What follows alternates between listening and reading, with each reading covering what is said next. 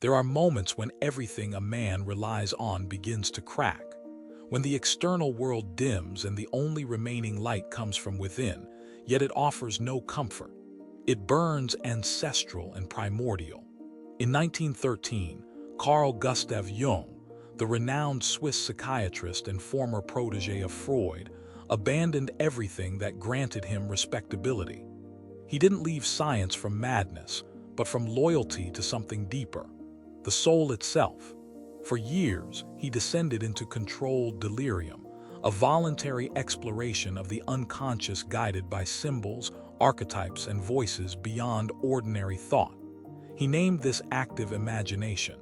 The outcome was a book concealed from the world until after his death, a massive tome bound in red leather, handwritten and illustrated like an alchemical manuscript. Inside lies no theory, only revelation. The Red Book isn't about psychology. It's an initiation, a gospel of the soul. Carl Jung stood at his career's zenith. Director of the Bergelsli Clinic, Freud's chosen successor, a celebrated lecturer. Science praised him. Society heeded his words. His ego wore fine garments. Yet beneath the surface, something shifted. Strange images infiltrated his dreams. Crimson seas swallowing cities, blood flowing through silent avenues, towers collapsing, nameless deaths.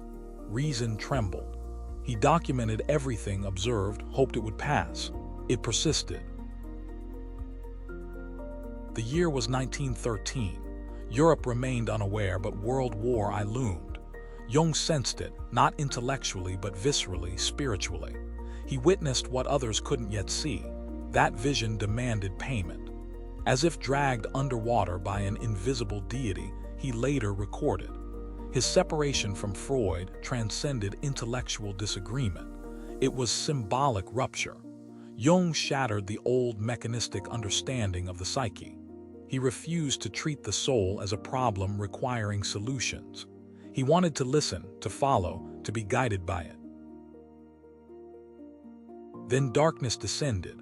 Not ordinary melancholy, but the dark night of the soul, a phrase borrowed from St. John of the Cross that gained new substance here. Not depression, but dissolution. Collapse of identity, a necessary internal shipwreck enabling something deeper to surface. During this phase, Jung discovered the practice that would transform his existence. Active imagination, a method between dreaming and meditation where he allowed images to emerge spontaneously while consciously engaging them. Controlled delirium, voluntary hallucination, or as ancient mystics termed it, invocation of the soul. For hours he sat writing what he witnessed. He didn't invent, he transcribed like a prophet, like a scribe of another dimension. Characters emerged from the unconscious and addressed him. Not generic symbols, but real entities. Elijah the prophet, Salome the dancer, a serpent deity, a laughing demon, a golden child, a disembodied voice. Everything was documented, eventually illustrated. These visions shook him. He questioned his sanity, yet something whispered he was being guided, that this was necessary, not illness but initiation. Whoever descends into hell returns with fire in their eyes.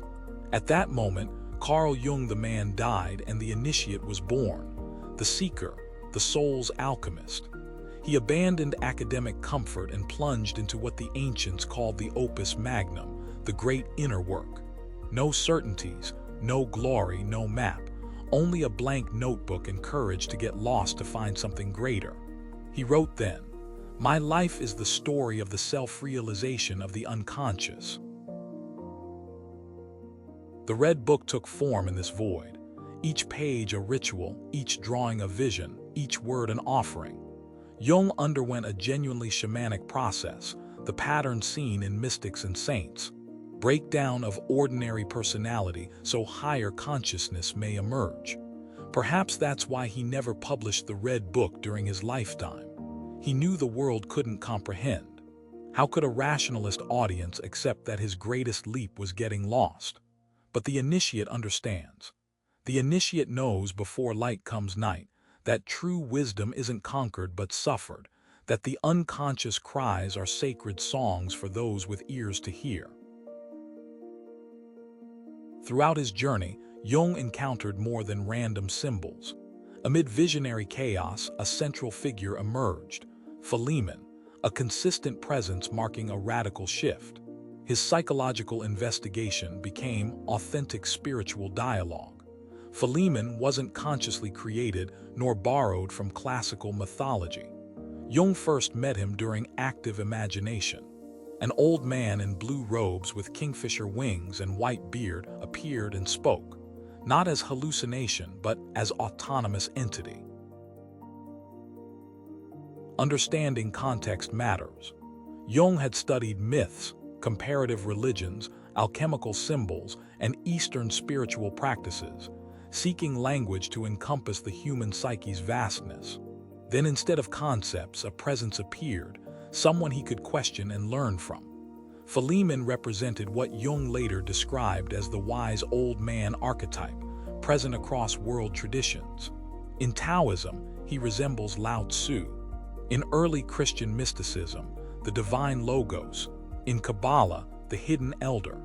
He symbolizes transcendental intelligence guiding individuals toward wholeness. Jung understood Philemon wasn't physically real but neither invented. He called him an autonomous psychic reality, a living force within the psyche behaving like an independent person with thoughts and wisdom beyond the ego. Philemon seemed like a real spirit, Jung wrote.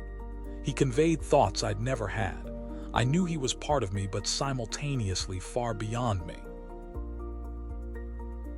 Philemon was more than symbolic counselor. He became key guide in what Jung called individuation, the path whereby humans become aware of their total psychic self, integrating not only persona and ego, but also shadow, anima or animus, and ultimately the self.